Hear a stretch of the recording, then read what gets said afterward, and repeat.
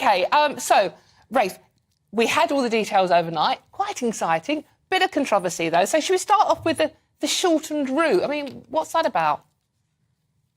Yes, so as you said, it's around a quarter of the length of the Queen's, 1.5 miles. The King's just going to go down the Mall in front of Buckingham Palace, into Trafalgar Square, turn right down Whitehall into Parliament Square, basically the same route as the state opening of Parliament. They're saying it's been done because of familial reasons, but very familiar route. There's also, of course, the issue that we simply don't have the armed forces strength that we used to have back in 1953. So in 1953, you had around 30,000 troops involved in some capacity, 12,000 of them in the procession. But the armed forces we had back then numbered almost 900,000 in 1953. Today it's barely 200,000. So we're only going to have around 3,000 troops involved in the coronation. There'll be several hundred in this procession as well. So you have to bear that in mind. And also, of course, the King and the Queen are considerably older than the 25-year-old Queen Elizabeth II was in 1953. We know that the King and the Queen have back problems, back pain. Now, that hasn't been confirmed as a reason for shortening this, but it's interesting to note that with a break with tradition, they're going to be using 2 coaches on this occasion. The gold state coach is normally used both ways, but it's a notorious bone shaker, and it also sways from side to side.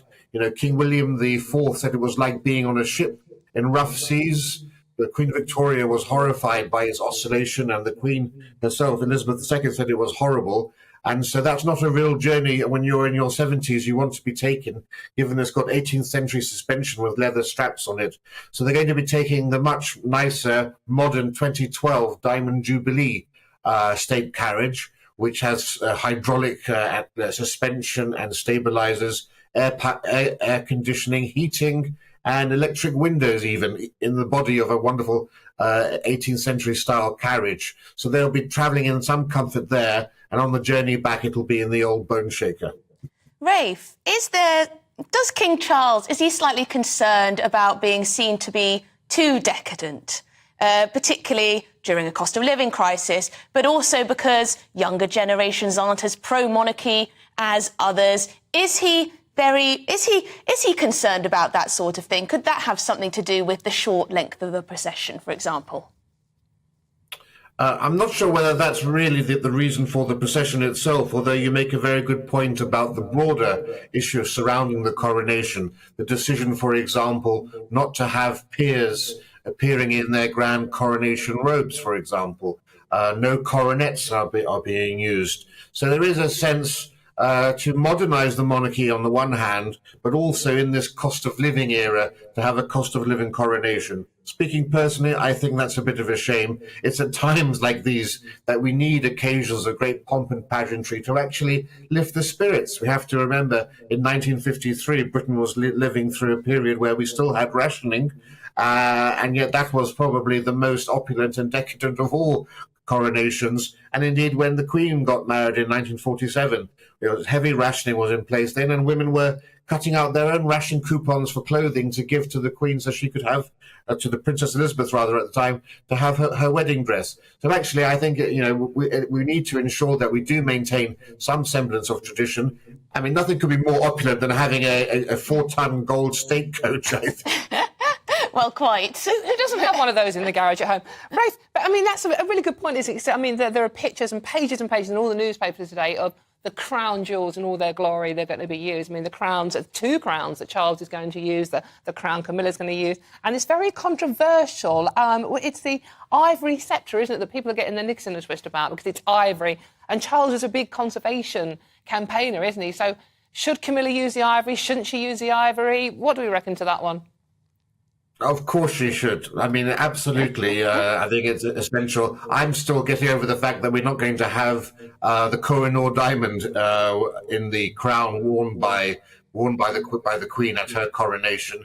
That was a gesture towards understanding the history behind the Kohinoor, and there were protests from India about that. And some people did think that for very much the same reason there would be a decision not to use the Ivory Sceptre, particularly because Prince William has been campaigning on the illegal trade in ivory for years. He's been president since 2005 of the Tusk Trust, which actually is centered upon this very issue. And he's reported to have said that he wants to have all of the ivory at Buckingham Palace destroyed in order to set an example. But I think the palace understands quite rightly that there's a difference between historic ivory and the modern trade in ivory. There are wonderful, glorious items in the royal collection which are of great historic importance, and it will be a great shame not to use them. One of these is the Ivory Sceptre. It's called the Rod with Dove. The Queen will have two sceptres, one representing temporal power, one representing spiritual power, echoing the two that the King will have.